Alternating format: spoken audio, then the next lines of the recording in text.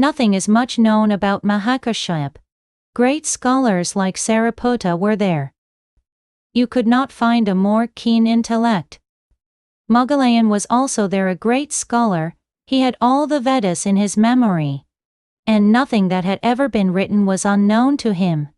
A great logician in his own right, he had thousands of disciples. And there were others.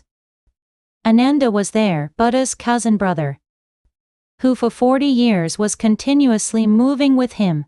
But no, someone who was unknown. Before Mahakashyap suddenly became very important. The whole gestalt changed. Whenever Buddha was speaking, Sariputta was the significant man, because he could understand words more than anybody else. And when Buddha was arguing, Moggalayan was the significant man. Nobody thought about Mahakashyap very much. He remained in the crowd, was part of the crowd.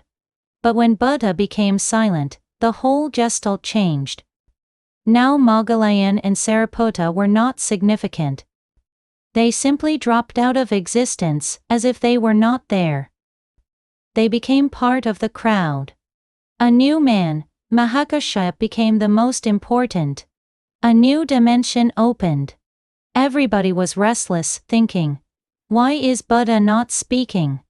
Why is he keeping silent? What is going to happen? When will it end? They became uncomfortable, restless. But Mahakashyap was not uncomfortable or restless. Instead, for the first time, he was at ease with Buddha. For the first time, he was at home with Buddha. When Buddha was talking, he may have been restless. He may have thought, why this nonsense? Why go on talking? Nothing is conveyed. Nothing is understood. Why go on knocking your head against wall? People are deaf. They cannot understand. He must have been restless when Buddha was talking, and now, for the first time, he was at home. He could understand what silence was. Thousands were there and anybody was restless. He couldn't contain himself, looking at the foolishness of the crowd. They were at ease when Buddha was talking now. They were restless when he was silent. When something could be delivered, they were not open. When nothing could be delivered, they were waiting. Through silence, Buddha could give something immortal. But they could not understand. So he couldn't contain himself, and laughed aloud. He laughed at the situation, the absurdity. Mahakashyap laughed at the foolishness of people. They were restless and thinking, when will Buddha stand up and drop this whole silence, so that we can go home? He laughed. Laughter started with Mahakashyap and has been going on and on in the Zen tradition. There is no other tradition that can laugh. Laughter looks so irreligious, profane, that you cannot think of Moses laughing. It's difficult even to conceive of Moses having a belly laugh, or of Jesus laughing uproariously. No, laughter has been denied. Sadness somehow has become religious. One of the famous German thinkers, Kant, Kaiserling, has written that health is irreligious.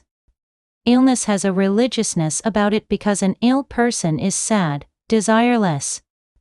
Not because he has become desireless, but because he is weak. A healthy person will laugh, wants to enjoy, will be merry, he cannot be sad. So religious people have tried in many ways to make. You will go on a fast, suppress your body, torture yourself. You will become sad, suicidal, crucified on your own. How can you laugh? Laughter comes out of health. It's an overflowing energy. That's why children can laugh, and their laughter is total. Their whole body is involved in it when they laugh. You can see their toes laughing. The whole body, every cell, every fiber of the body is laughing and vibrating.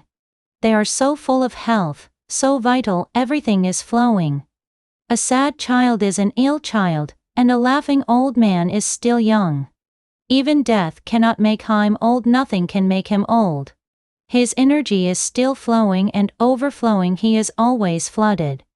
Laughter is a flooding of energy.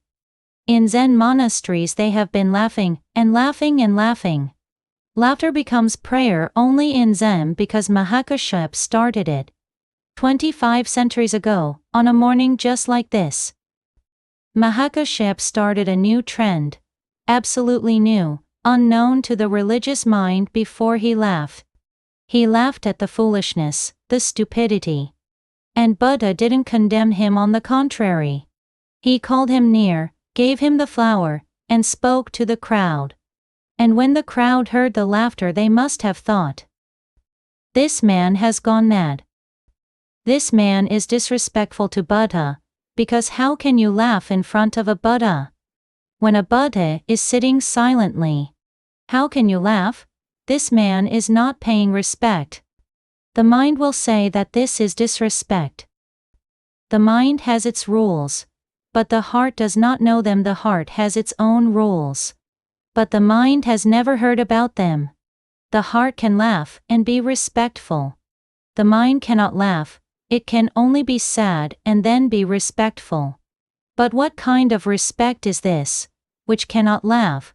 A new trend entered with Mahakashyap's laughter, and down the centuries the laughter has continued. Only Zen masters and Zen disciples laugh. All over the world, religious have become ill, because sadness has become so prominent.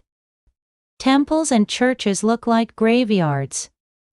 They don't look festive, they don't give a sense of celebration.